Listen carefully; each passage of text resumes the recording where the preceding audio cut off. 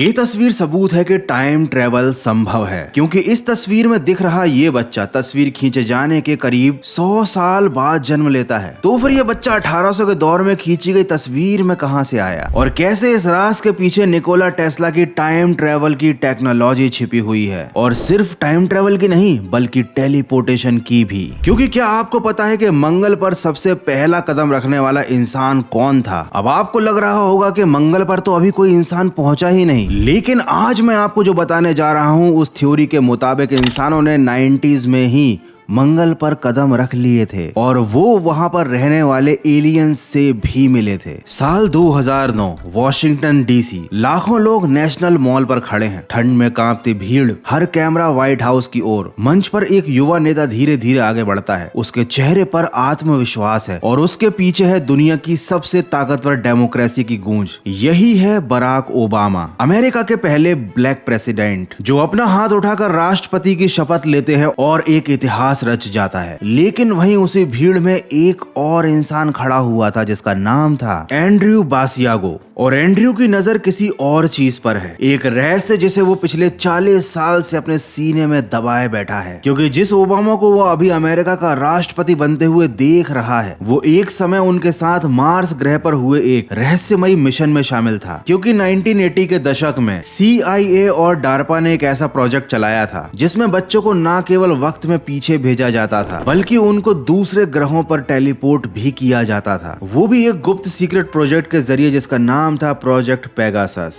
और एंड्रयू बासियागो और Barack Obama दोनों उस प्रोजेक्ट का हिस्सा रह चुके थे और ये सब काम करता था टेस्ला की उन रहस्यमयी सीक्रेट मशीनों पर जो दुनिया से आज तक छिपाई जा रही हैं। 10, 9, 8, 7, 6, 5, 4, 3, 2, 1, शुरू।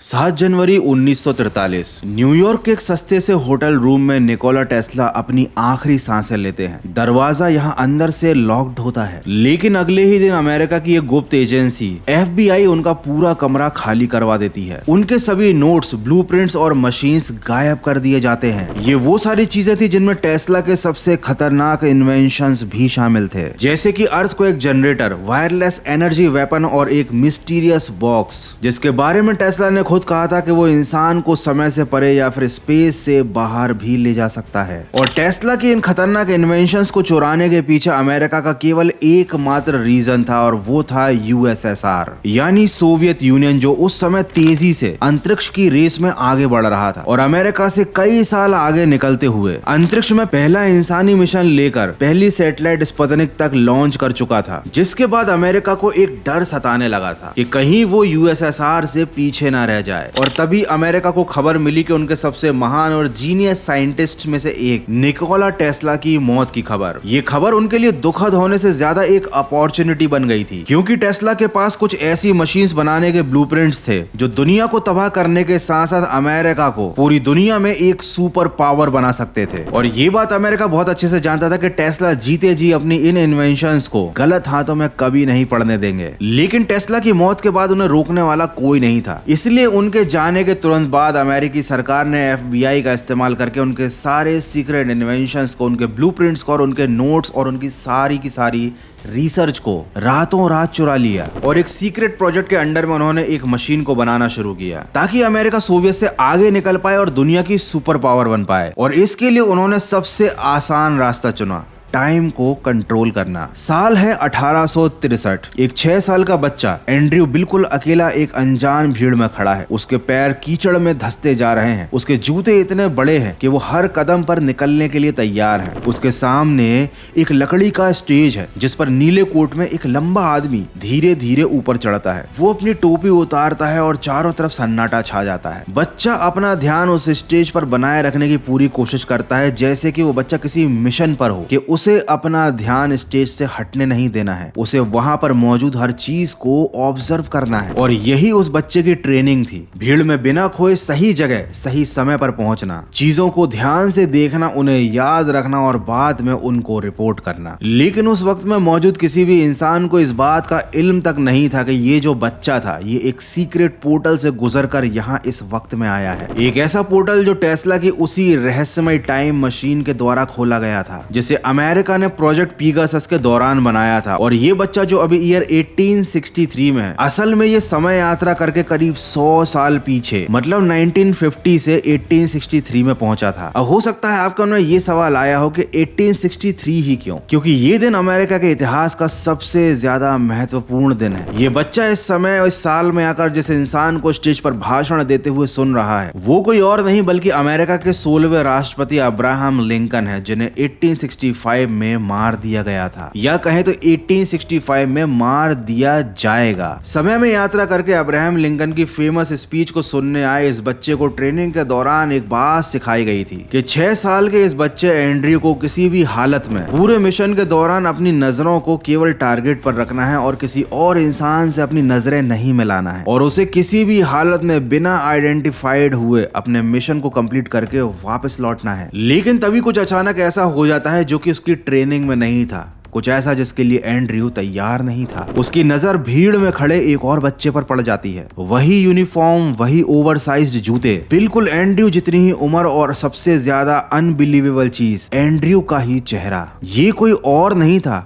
ये वो खुद ही था, खुद का ही एक और वर्जन, एक दूसरा एंड्रयू जो कि शायद पिछले किसी और मिशन के दौरान इस समय में भेजा गया था। लेकिन 2 वर्जन्स एक ही वक्त में एक ही जगह, ये क्वांटम लॉ के हिसाब से मुमकिन नहीं है। लेकिन वो बच्चा सच्चाई के सामने खड़ा था, उसे अपने ही पुराने डर में डूबा हुआ चेहरा दिख रहा था और उस पल एंड्रयू को इस बात का एहसास हो जाता है कि ये जो समय है ना, ये कोई सीधी लाइन नहीं है, ये शायद एक लूप है जिसमें कभी कभी कुछ इंसान बार बार एक ही जगह पर आने के लिए फंस जाते हैं। एंड्रयू जानता था कि अगर उसने उस छोटे बच्चे से मतलब अपने दूसरे वर्जन से ज्यादा देर तक अगर आंखें मिलाई तो हो सकता है वो दूसरा वर्जन भी उसे देख ले और ये दोनों वर्जन्स कोलैप्स हो सकते हैं। पूरा मिशन और पूरी रियलिटी गड़बड़ा सकती है, सब कुछ खतरे में पड़ सकता है और इसीलिए एंड्रयू अपनी नजरें उस पर से हटा लेता है और स्टेज की तरफ बढ़ने लगता है। जैसे ही वो स्टेज से थोड़ी दूरी पर खड़ा होता है एक कैमरे की फ्लैश उसकी आंखों पर पड़ती है। वो बहुत ज्यादा चौंक जाता है, घबरा जाता है क्योंकि उसको ये बात सिखाई गई थी कि किसी भी हालत में खुद को किसी तस्वीर में कैप्चर मत होने देना। लेकिन अब बहुत देर हो चुकी थी क्योंकि तस्वीर खींची जा चुकी थी और यही है वो असली तस्वीर जो आने वाले टाइम में टाइम ट्रेवल का सबसे बड़ा सबूत बनी।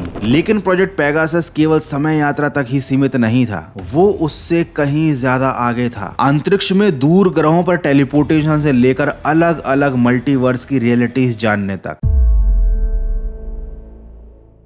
एक पुरानी मिलिट्री बिल्डिंग की लिफ्ट नीचे जाती है, ग्राउंड फ्लोर के नीचे, और फिर अचानक रुकती है एक सीक्रेट बेसमेंट पर। दरवाजा खुलते ही सामने एक सुरंग है जिसके दोनों तरफ आर्म्ड गार्ड्स खड़े हैं और यही है वो जगह जहां पर अमेरिका की सबसे खतरनाक और सबसे ज्यादा सीक्रेट मशीन बनाई जा रही है। ये कोई बम या मिसाइल नहीं है बल्कि ये है एक टाइम मशीन, एक ऐसी डिवाइस जो किसी इंसान को ना सिर्फ एक जगह से दूसरी जगह भेज सकती है बल्कि एक समय से दूसरे समय में भी आगे या पीछे भेज सकती है। इस कमरे में खड़े हुए हैं 5 लोग, physicist doctor Harold Agnew, doctor Sterling Colgate और 3 टेक्नीशियन एक मशीन को घेर कर खड़े हैं। कमरे के बीचों बीच 2 8 फीट लंबे ग्रे कलर के मेटल पिलर्स भी खड़े हैं जिनके बीच में ना कोई स्क्रीन है और ना ही कोई डिस्प्ले, बस कुछ कॉपर कॉइल्स हैं और एक साधारण सा पावर कॉर्ड लटका हुआ है और साथ ही है एक ब्लूप्रिंट जो 1943 में निकोला टेस्ला की रहस्यमय मौत के बाद FBI ने सीज कर लिया था। 12 मार्च ईयर 1968 को पहला ह्यूमन टेस्ट शुरू होता है। एक टेक्नीशियन स्विच ऑन करता है और कुछ सेकंड्स तक कुछ भी नहीं होता। फिर अचानक वो दोनों ग्रे पिलर्स हल्का हल्का वाइब्रेशन करने लगते हैं। कमरे का तापमान अचानक से गिरने लगता है और कमरे की दीवारों पर बर्फ जमने लगती है। यहाँ पर सांस लेना बहुत मुश्किल हो चुका था। तभी डॉक्टर स्टर्लिंग कोलगेट एक पेंसिल को उठाकर उन दोनों खंभों के बीच में फेंकते हैं और अचानक से वो पेंसिल हवा में गायब हो जाता है। 20 सेकंड बाद वही पेंसिल सीलिंग से नीचे गिरता है, लेकिन अब उसका रंग बदला हुआ है, उसकी लकड़ी की परतें बिखरी हुई हैं। वो पेंसिल देखने में ऐसी लग रही थी मानो दशकों पुरानी हो, जबकि उसे कुछ सेकंड्स पहले ही इस मशीन में फेंका गया था। अब सवाल सिर्फ एक था कि अगर लकड़ी की पेंसिल का ये हाल हुआ है तो इंसान का क्या होगा? और इस सवाल का जवाब जानने का तरीका बस एक ही था, एक्सपेरिमेंट करो और खुद देख लो। जिसके लिए सबसे पहला कैंडिडेट था लेफ्टिनेंट मॉरिसन, 26 साल का मिलिट्री का जवान, बिल्कुल फिट, और वो बिना किसी हिचक के एनर्जी फील्ड में कदम रख देता है। जैसे ही वो उन दोनों खम्भों के बीच से गुजरता है वो गायब हो जाता है। उसकी बॉडी पूरी तरीके से उस जगह से मिट जाती है। पूरी टीम उसका इंतजार कर रही थी। 5 मिनट, 10 मिनट, करीब 20 मिनट हो जाते हैं, लेकिन 1 घंटे तक इंतजार करने के बावजूद भी मॉरिसन वापस नहीं लौटता, जैसे कि उसका अस्तित्व ही मिट गया हो। लेकिन एक्सपेरिमेंट को यहाँ पर रोका नहीं गया। फिर दूसरे लेफ्टिनेंट फार्ले को भी उसी एनर्जी फील्ड में भेजा जाता है, लेकिन वो केवल 30 सेकेंड तक एनर्जी फील्ड में रहकर वापस आता है। इस बार वॉलेंटियर को कम समय के लिए एनर्जी फील्ड में खड़ा किया गया था ताकि ये गायब ना हो जाए, लेकिन जब वो वापस लौटता है केवल 30 सेकेंड के बाद, तो उसकी उम्र 30 साल बढ़ चुकी थी। सफेद बाल, झुर्रियों से भरा हुआ चेहरा, थकी हुई आंखें, और वो कुछ कहने की कोशिश कर रहा था, लेकिन इससे पहले कि वो कुछ बता पाता वो नीचे जमीन पर गिर जाता है। डॉक्टर्स उसको बचाने की पूरी कोशिश करते हैं, लेकिन एनर्जी फील्ड में केवल 30 सेकंड के अंदर ही उसके शरीर में इतने सडन चेंजेस आए थे। उसकी उम्र इतनी तेजी से बढ़ी थी कि इस चेंज को उसका शरीर झेल नहीं पाया। इसके बाद और भी टेस्ट किए गए, लेकिन रिजल्ट वही था। जिन लोगों को भी एनर्जी फील्ड में, मतलब उस टाइम मशीन में भेजा जा रहा था, या तो वो गायब हो जाते, मर जाते, या फिर पागल हो जाते। फाइनली वैज्ञानिकों को एक बात समझ में आई कि उनके एक्सपेरिमेंट फेल होने के पीछे कारण है टेस्ट सब्जेक्ट की उम्र। क्योंकि एक बार जब इंसान एडल्ट एज में पहुंच जाता है तो उसका दिमाग ये बात जानता है कि ये दुनिया कैसे काम करती है, और जब टेस्ला की टाइम मशीन के अंदर वो इंसान जाता है और ये रियलिटी टूटती है तो दिमाग भी टूट जाता है। लेकिन बच्चे, उनका दिमाग अभी तक तैयार नहीं होता ठीक से, वो बना ही नहीं होता प्रॉपरली। लेकिन बच्चों का दिमाग इस बदलती हुई रियलिटी को झेल सकता है, क्योंकि उनकी कॉन्शियसनेस फ्लेक्सिबल होती है। वो टूटते नहीं है, मुड़ जाते हैं, नई चीजों के हिसाब से वो खुद को ढाल लेते हैं। और इसीलिए इस मिशन के दौरान फाइनली ये डिसाइड हुआ कि अब टाइम ट्रेवल बच्चों से कराया जाएगा। और इस तरह प्रोजेक्ट पेगासस के अंदर बनी टाइम ट्रेवल करके समय को अमेरिका के हिसाब से बदलने और ऑब्जर्व करने वाले बच्चों यानी टाइम सोल्जर्स की एक टीम, जिसको नाम दिया गया क्रोनोनॉट्स, जिन्हें जब भी अमेरिका को जरूरत होती उन्हें समय में आगे या पीछे भेज दिया जाता था। और हर बार मिशन यही होता था कि समय में ऐसे बदलाव हो या फिर ये बच्चे ऐसी इंफॉर्मेशन लेकर आए जो कि हमेशा अमेरिका को सारी दुनिया में आगे रखे। लेकिन इस प्रोजेक्ट के समय एक बड़ी ही अजीब सी घटना होती है। अमेरिकी सरकार को पता चलता है कि पृथ्वी से 225 मिलियन किलोमीटर दूर अंतरिक्ष के इस ग्रह मार्स पर कुछ अजीब सी एक्टिविटी हो रही है, और जल्द ही यूएसएसआर इन एक्टिविटीज के पीछे का कारण पता लगाने के लिए मार्स पर अपना एक सीक्रेट मिशन भेजने वाला है। लेकिन इस समय तक अमेरिका के पास ऐसी कोई रॉकेट टेक्नोलॉजी नहीं थी जो उन्हें मार्स की सतह पर ले जा सके। और तभी वैज्ञानिकों ने निकोला टेस्ला की इस इन्वेंशन में एक चीज देखी, एक और डरावनी टेक्नोलॉजी, जिसके जरिए बस कुछ बदलाव करके वो जिस टाइम मशीन के जरिए इन टाइम सोल्जर्स को समय में आगे पीछे भेजते थे, उसी के जरिए वो इन्हें स्पेस में, अंतरिक्ष में या किसी प्लेनेट पर भी भेज सकते थे। और यहीं से शुरू होता है अमेरिका का अगला रहस्यमय सीक्रेट मिशन ऑफ मार्स और एलियंस से कांटेक्ट।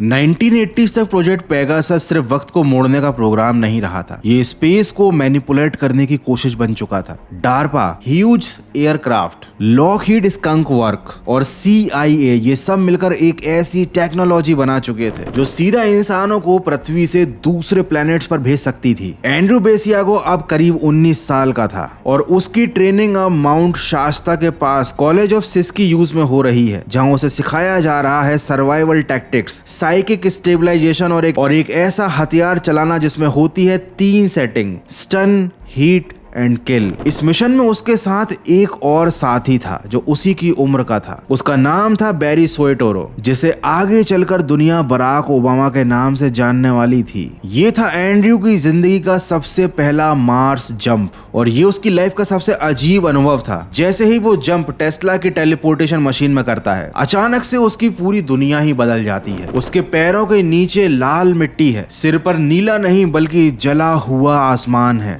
हवा में धूल है और दूर कहीं हॉरिजन पर एक भारी चीज हिल रही है। वो समझ जाता है कि वो मार्स पर आ गया है और उसे इस चीज का एहसास होता है कि मार्स पूरी तरह से बंजर नहीं है, कम से कम उन स्पेसिफिक ब्रीदेबल जोन्स में तो बिल्कुल नहीं जहां पर उसे भेजा गया था। और सिर्फ वही नहीं, यहाँ पर पेगासस प्रोजेक्ट के और बच्चे भेजे जा रहे थे। यहाँ पर जीवन था, अजीब था लेकिन जिंदा था। एंड्रयू देखता है यहाँ पर एक लंबे गले वाले प्राणी को जो कि पृथ्वी पर जन्मे सुरती डायनासोर से काफी मेल खाता था। और फिर सामने आते हैं मार्स पर छिपकर रहने वाले वो प्राणी जिसके बारे में उसने केवल किताबों में पढ़ा था। पतले लंबे शरीर, बड़ी काली आंखें और एक चेहरा जिसके इमोशंस समझना लगभग नामुमकिन था। ये थे द मार्शियंस। और इस मिशन का असली मकसद है डिप्लोमेटिक फर्स्ट कांटेक्ट। अमेरिका चाहता है कि मार्स की इस इंटेलिजेंट स्पीशीज से कांटेक्ट स्थापित हो सके ताकि सोवियत यूनियन से पहले वो अपना एलियंस अलायंस बना सके, और शायद वो इस काम को करने में सफल भी हो चुके हैं। इसके अलावा प्रोजेक्ट पेगासस के बारे में जब आप इंटरनेट पर पढ़ेंगे तब आपको पता चलेगा कि इन मिशंस के दौरान ये टाइम ट्रेवल सोल्जर्स केवल प्लैनेट्स की ही यात्रा नहीं करते थे, बल्कि ये अलग अलग समय में और अलग अलग ब्रह्मांडों में भी मौजूद होते थे।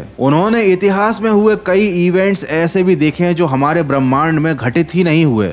मुझे इस बात पर पूरा यकीन है कि इस वीडियो को देखने से पहले आपको इस प्रोजेक्ट के नाम या इससे जुड़ी हुई कहानियों के बारे में ज्यादा कुछ मालूम नहीं होगा। इवन हो सकता है कि आपने इस बारे में पहले कभी सुना ही ना हो, और सुनोगे भी कैसे। अमेरिका कभी चाहता ही नहीं है कि इन सारी चीजों के बारे में, इन टेक्नोलॉजीज के बारे में कभी किसी को पता तक चल पाए। और आज भी प्रोजेक्ट पेगासस से रिलेटेड इंटरनेट पर काफी कम जानकारी मौजूद है, और जो है भी उसे वेरीफाई करना काफी मुश्किल है। इसके बावजूद भी इस दुनिया में कई लोग ऐसे हैं जिनका दावा है कि प्रोजेक्ट पेगासस सच में एग्जिस्ट करता था। उनका ऐसा मानना है कि अमेरिका के पास कोई तो ऐसा रहस्य है या कोई तो ऐसी टेक्नोलॉजी है जिसका इस्तेमाल करके वो हमेशा दुनिया से एक कदम आगे ही रहता है, क्योंकि अमेरिका वर्ल्ड का सुपर पावर तो अब बना है, लेकिन अमेरिका का पूरा इतिहास ऐसी अनएक्सप्लेन्ड टेक्नोलॉजी और अचीवमेंट से भरा हुआ है जो अपने समय से काफी आगे थी, जिनमें था दुनिया का पहला परमाणु बम, चांद पर कदम रखना, और इवन जब पूरी दुनिया ने वर्ल्ड वॉर 1 और वर्ल्ड वॉर 2 लगा तब भी अमेरिका अकेला खड़ा था। मानो उसे पहले ही पता था कि युद्ध में उतरने का सही समय कब है, और वो केवल उसी समय पर उतरा